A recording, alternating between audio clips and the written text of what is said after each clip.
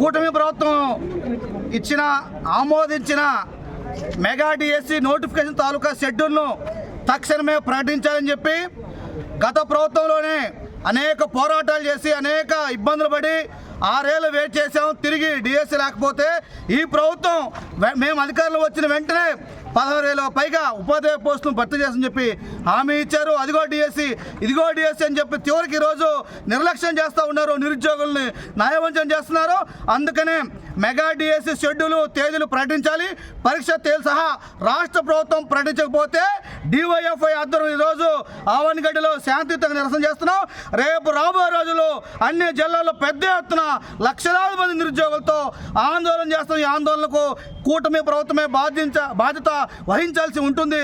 అందుకనే మేము సవనీయంగా ముఖ్యమంత్రి గారిని, విద్యాశాఖ మంత్రి గారిని అడుగుతున్నాం, మెగా డిఎస్సి షెడ్యూల్ ప్రకటించండి, తేదీలు చెప్పండి. లేని పక్షంలో ఈ ఆందోళనకు ఈ ఉద్యమాలకు మీరే బాధ్యత వహించాల్సి ఉందని చెప్పి సందర్భంగా తెలియజేస్తున్నాం.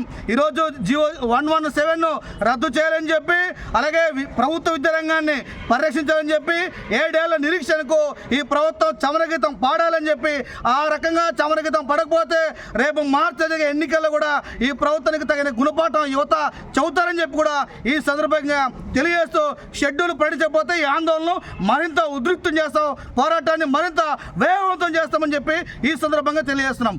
జి రామన్న, డివైఎఫ్ఐ రాష్ట్ర ప్రధాన కార్యదర్శి. కృష్ణా జిల్లా అవనిగడ్డలో డిఎస్సి ఆశావాహులు ఆందోళన బాటపట్టారు. మెగా డిఎస్సి నోటిఫికేషన్ విడుదల చేయాలనే డిమాండ్తో డివైఎఫ్ఐ ఆధ్వర్యంలో అవనిగడ్డ లైబ్రరీ నుంచి బ్రిడ్జ్ సెంటర్ వరకు బ్యానర్లు, ప్లకార్డులతో ర్యాలీ నిర్వహించారు. ర్యాలీ తర్వాత అవనిగడ్డ బ్రిడ్జ్ సెంటర్లో రాస్తారోకో చేశారు.